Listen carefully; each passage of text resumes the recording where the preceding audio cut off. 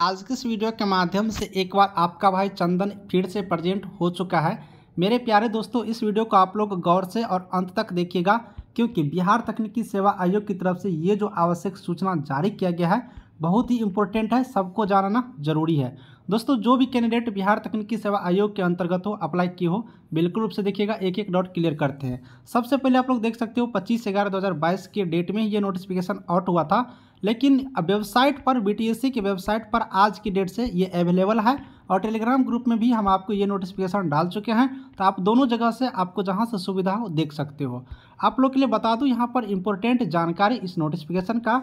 विज्ञापन संख्या 1/2022 Twitter nursing पद के लिए ऑनलाइन आपने 24/1 से और 23 फरवरी 2022 तक आपने ऑनलाइन आवेदन किया था। ऑनलाइन आवेदन का डेट एक बार फिर से बढ़ा करके 9/6/2022 से 23/6/2022 तक ऑनलाइन लिया गया था। अब दोस्तों क्या हुआ कि इस ड्यूरिंग जो ऑनलाइन आवेदन अप्लाई हुआ था उसमें बहुत सारे कैंडिडेट फॉर्म को अप्लाई किया। अप्लाई करने के बाद उस सारे फॉर्म को स्क्रूटनी किया गया। स्क्रूटनी मतलब सारे फॉर्म को चेक किया गया, क्योंकि अब जो फॉर्म लिया गया है उस फॉर्म को चेक करके काउंसलिंग लेना है। अब जो काउंसलिंग लेना है तिगुना स्टूडेंटों को, सारी चीज़ देखेंगे। तो अब काउंसलिंग लेना है तो इस सारे फॉर्म को चेक किया गया। जब चेक किया गया तो बहुत सारे उसमें जो गलतियां थी वो सामने आया। जब बहुत सारी गलती सामने आया तो डिपार्टमेंट एक बार डिसाइड किया कि ये सारी गलती को एक बार सुधारने का मौका दे दिया जाए। इसीलिए एक बार पुनः आप लोगों को मौका दिया जा रहा है। अब दोस्तों यहाँ पर ये चीज़ समझिए। अब एक बात यहाँ से क्लियर करेगी कि तिगुना स्टूडेंटों को काउंसलिंग में आमंत्रित किया जाना है। अब तिगुना करेंगे दोस्तों तो 216 कैंडिडेट है, तो इसमें तिगुना गुना करेंगे तो 648 कैंडिडेटों को काउंसलिंग में बुलाए जाएंगे। ये बात आप लोग समझ लीजिए। अब दोस्तों एक बात और यहाँ पर क्लियर कर लेते हैं, फिर आगे बढ़ेंगे। काउंसलिंग का डेट क्या है? काउंसलिंग का डेट आप लोग हम अब ये क्लियर कर देते हैं। आप लोग का काउंसलिंग दिसंबर के अंतिम तक में काउंसलिंग का लिस्ट आप लोगों के सामने आ जाएगा। ये कन्फर्म रहिए, आप लोग बिल्कुल रूप से रहिए। और जनवरी तक काउंसलिंग इन लोगों को करा लेना है। इसलिए दोस्तों आप लोग कन्फर्म रहिए कि आप लोग को काउंसलिंग लिस्ट जल्दी आने वाला है। काउंसलिंग लिस्ट लगभग तैयार है, बस आप लोग को आपत्ति देख करके काउंसलिंग कराया जाना है। ठीक है, इस नोटिस में पढ़ भी लीजिएगा, क्लियर लिखा हुआ है। यहाँ पर हम आपको दिखा भी देते हैं। आमंत्रित किया जाना है। देखिए, स्क्रूटनी के पूर्व ऑनलाइन आवेदन अभ्यर्थियों द्वारा किए गए दावे के अनुसार सभी अभ्यर्थियों को कोटिवार मेधा सूची तैयार किया गया। अब देखिए, सभी जाति का कोटिवार अलग अलग कैटेगरी के अनुसार मेधा सूची तैयार कर लिया गया है। किस लिए? तो काउंसलिंग के लिए। तो मेधा सूची तैयार है, बस आप लोग को यहाँ पर देख लेना है। उसके बाद काउंसलिंग में आमंत्रित किया जाएगा सारे कैंडिडेटों को। अब दोस्तों ये जो स्क्रूटनी की प्रक्रिया है वो स्क्रूटनी की प्रक्रिया आप लोग को 28/11 से 5 दिसंबर 2022 तक लिए जाएंगे। अब कल की डेट से आप लोग को शुरू हो जाएगा। 5 दिसंबर तक सारे कैंडिडेट अपना फॉर्म को देख सकते हो। फॉर्म को देखने के लिए आप लोग रजिस्ट्रेशन नंबर, मोबाइल नंबर और जन्म तिथि डाल करके आप लोग लॉगिन कर लीजिएगा और आपके मोबाइल पर OTP आएगा, OTP डाल दीजिएगा, तब लॉगिन होगा और पूरा डिटेल्स आप लोग देख सकते हो।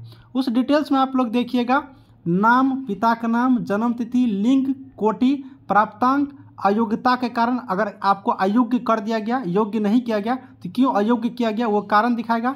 ये देखकर संतुष्ट हो लेना है। साथ ही कोई आपत्ति होगा तो उस आपत्ति को आपको ऑब्जेक्शन बटन पर क्लिक करके, कोई आपत्ति होगा तो वो ऑब्जेक्शन पर क्लिक करके ऑब्जेक्शन डाल दीजिएगा, उसको देखा जाएगा। अगर सब कुछ सही होगा तो आपका भी वहाँ पर सही कर दिया जाएगा। तो यही चीज़ है दोस्तों, आपने समझ लिया। अब बात करते हो यहाँ पर कि ऑनलाइन आवेदन आपत्ति के अतिरिक्त अन्य किसी माध्यम से ईमेल, निबंधित डाक, कुरियर आदि से प्राप्त आवेदन पर विचार नहीं किया जाएगा। यानी सिर्फ आप लोग को ऑनलाइन आपत्ति दर्ज करना है। इसके अलावा अगर आप लोग चाहते हो कि हम BTSC ऑफिस चले जाएं, BTSC ऑफिस में जा करके उनको बताएं, मेल के माध्यम से करें या कुछ करें, तो वो सारा स्वीकार नहीं होगा। सिर्फ ऑनलाइन आपको जो ऑब्जेक्शन दिया गया उसी के माध्यम से स्वीकार किया जाएगा। इसलिए बार बार BTSC ऑफिस जाने की और BTSC को खुद परेशान करने की जरूरत यहाँ पर नहीं है। दोस्तों एक आवश्यक जानकारी है, ये सारा चीज़ समझिए। आपत्ति डालने के पूर्व अभ्यर्थिगण निम्नलिखित निर्देश को ध्यानपूर्वक समझ ले। यानी अगर आप लोग ऑब्जेक्शन डालते हो उससे पहले ये सारे पॉइंट को समझ लीजिए, क्या क्या पॉइंट आपको समझना है। अब दोस्तों एक एक पॉइंट क्लियर करते हैं। अनिवार्य शैक्षणिक योग्यता का प्रमाण पत्र संलग्न नहीं करने के कारण अयोग्य किया गया। अब देखिए, जिसको रिजेक्ट किया गया, अयोग्य किया गया, वो अनिवार्य शैक्षणिक योग्यता का प्रमाण पत्र ही नहीं डाला, इसलिए अयोग्य किया गया।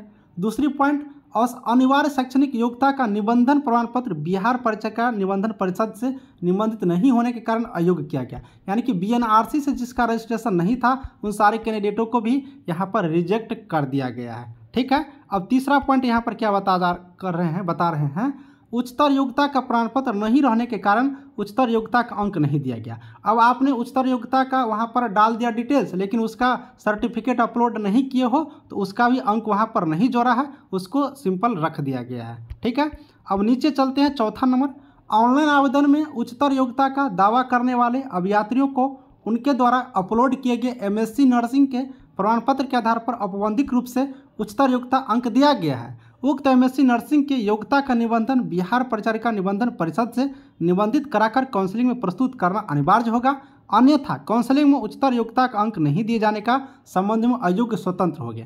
यानी दोस्तों जो कैंडिडेट एमएससी नर्सिंग किए हो और ये डॉक्यूमेंट लगाए हो तो अगर आपने बीएनआरसी में इन सर्टिफिकेट को अगर आपने रजिस्ट्रेशन नहीं करवाए हो बीएनआरसी में तो बिल्कुल रूप से करवा ले बीएनआरसी में, नहीं तो आपके एमएससी वाले अंक को नहीं जोड़ा जाएगा, आपको उस मार्क को हटा दिया जाएगा और ये काउंसलिंग में आपको दिखाना होगा। तो इस चीज़ को आप लोग कर लीजिएगा जो कैंडिडेट अभी तक बीएनआरसी में एमएससी नर्सिंग सर्टिफिकेट को रजिस्टर्ड नहीं करवाए हो।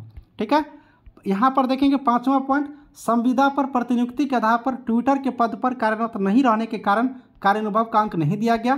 किसी अन्य पद पर कार्यरत कर्मियों को कार्यानुभव का अंक विज्ञापन कंडिका 3(a) के अनुसार दिए नहीं है। यानी दोस्तों जो बिहार सरकार में ट्विटर के पद पर कार्यरत हैं, अगर आप कार्यरत हो तो आपको अंक दिया गया है, अगर आप कार्यरत नहीं हैं तो उनका अंक नहीं दिया गया। किसी और माध्यम से अगर आप लोग विज्ञापन के अनुरूप नहीं हो, किसी और तरीका से एक्सपीरियंस का लाभ लेना चाहते हो तो उसको दे नहीं है, ये विज्ञापन के कंडिका 3(3) के अनुसार दिया गया है, इसलिए उन कैंडिडेटों को मार्क यहाँ पर नहीं दिया गया है। उसके अलावा दोस्तों छठा नंबर पॉइंट, कार्य अनुभव का गणना 24/1/2022 तक किया गया है। इसके बाद अगर आप लोग अपलोड किए हो तो उसका भी गणना नहीं किया गया है, इस चीज़ को भी देख लीजिए। ऑनलाइन आवेदन में दावा किए गए कोटि के अनुसार अनिवार्य प्रमाण पत्र यथा जाति प्रमाण पत्र SC/ST हेतु, क्रीमिलेयर प्रमाण पत्र EBC/BC हेतु, आर्थिक रूप से कमजोर वर्ग का प्रमाण पत्र EWS हेतु नहीं रहने के कारण आरक्षण का लाभ नहीं दिया गया। यानी पहले भी हम बताए थे अगर जाति प्रमाण पत्र अपलोड नहीं करोगे, EWS नहीं करोगे, क्रीमिलेयर नहीं करोगे तो आपको जनरल में डाल दिया जाएगा, आरक्षण का लाभ नहीं देगा। अब दोस्तों ऑनलाइन आवेदन में अंकित आरक्षण कोटि से इतर कोटि का प्रमाण पत्र संलग्न नहीं रहने पर आरक्षण का लाभ नहीं देगा। जो ऑनलाइन आवेदन में आपने डाला है और उसी का डॉक्यूमेंट अपलोड नहीं किए हो तो आपको भी आरक्षण का लाभ नहीं देगा, जनरल में कर दिया गया। साथ ही दोस्तों जो क्रीमिलेयर रहित प्रमाण पत्र जाति प्रमाण पत्र पति के नाम से होने पर आरक्षण का लाभ नहीं दिया गया। यानी दोस्तों यहाँ पर क्या बताया गया, क्रीमिलेयर रहित प्रमाण पत्र जाति प्रमाण पत्र पति के नाम से होने पर आरक्षण का लाभ नहीं दिया गया है। यानी कि पति के नाम से है तो नहीं देगा, अगर पिता के नाम से है तो ही देगा, ये लड़कियों के लिए है। ठीक है, उसके बाद दोस्तों दिव्यांग प्रमाण पत्र संलग्न नहीं किए जाने पर आरक्षण का लाभ नहीं दिया गया है।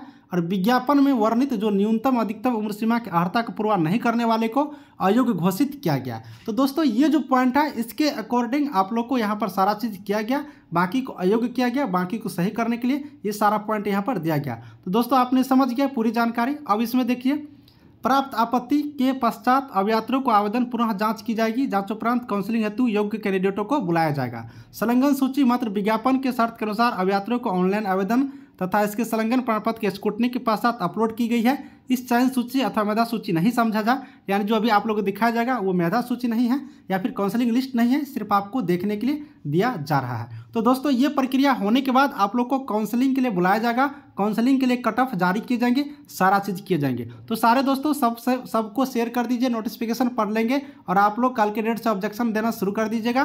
कोई डाउट हो तो कमेंट करिएगा। दोस्तों BTSC से रिलेटेड हर जानकारी के लिए चंदन भाई के इस चैनल को सब्सक्राइब जरूर करिएगा। Thank you.